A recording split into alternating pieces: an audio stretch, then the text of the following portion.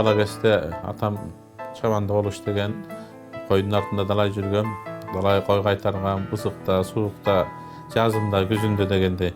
Анан бир ошо ысыкта кой кайтарып жүрүп, күндөрдү элестеп жазган ырдан да. Чак түштө Таш башаттын жээгинде. Кой жайып келип четине, булагынын олтурдум, туптунук мөлтүр бетине, кочушташ үчүн кол сундум. Чагылып нурга жалтылдап, чалкадан күндү салыптыр, түбүндө суунун калтылдап, туткуну болуп калыптыр.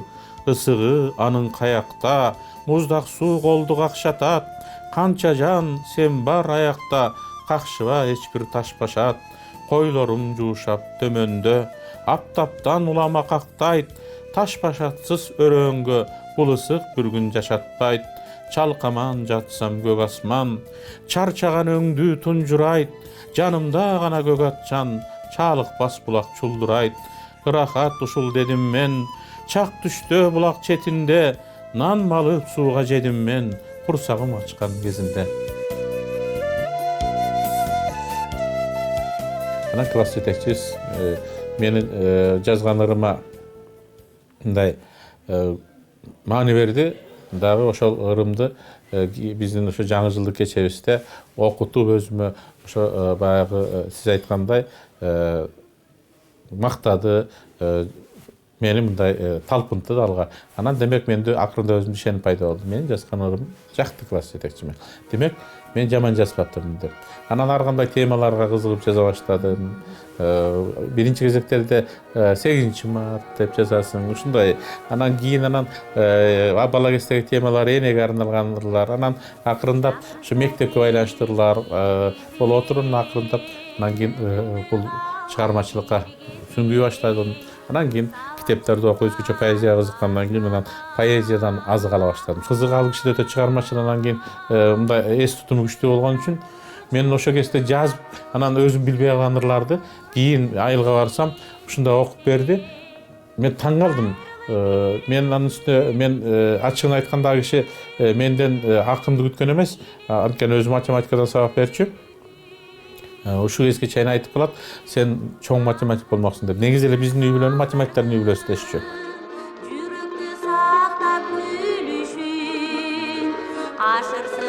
Чыңгыз Айтматовдун Гүлсаратын окусак керек. Анан ошого окшогон дагы башка бир тагдырды көрүп отуруп, анан толук жигиттердин сүйүүсүн көрүп отуруп жазылган ырда. Ай толук ак жүзүнөн нурун чачат, айтылбас анын түнкү сырын катат. Алоолоп такыр күйүп кетпесин деп, азгыртып жылдыздарын жымыңдатат. Жылдыздар сансыз алсыз дагы, жанында жаш келиндин жансыз дагы, жыргалдын жыргалынан өтүп кетет, жыпчылуу коюнунун балкытканы. Төгүлүп далысынан кундуз чачы, толкутуп кереметтүү көзү кашы, тизилген күрүч тиштин аркасында, түгөттүн көрүнгөн сүйткүчү жашы.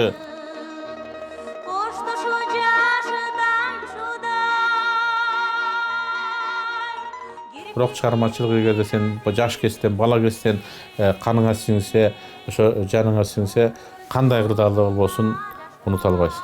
Поэзияны сен басып барат да жазсаң болот. Жатып алып да жазсаң болот. Мээңде жазылат, анан кийин кагазга түшөт да. Ак ниетиңен дем келип, бар оорудан эмделип, апаң каша жанымда ар нерсени тең бөлүп, кубандырсын Кудайым. Алтын балам, жан балам, күлүп күндү кармаган, жерген кейип иш кылып, элге эмгегин арнаган адам кылсын Кудайым. Мен бул жашымда, өмүрүмдө бир нерсени түшүндүм. Мен жана айтып атпаймынбы? Бир топ балдар ыр жазчубуз.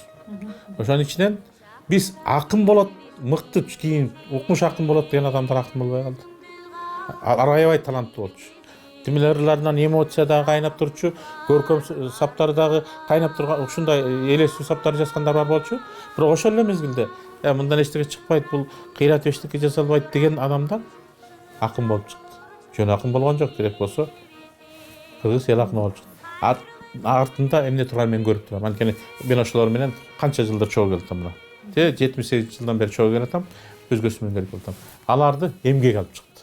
Изденишти, окушту, үйрөнүштү, күн түндөбөй жазышты. Бир жазгандырын жарабай калса 10 жазды, 20 жазды. Акырында элдин жүрөгүнө жете турган, эл сүйө турган ырларды жазганга деңгээлге жетишти.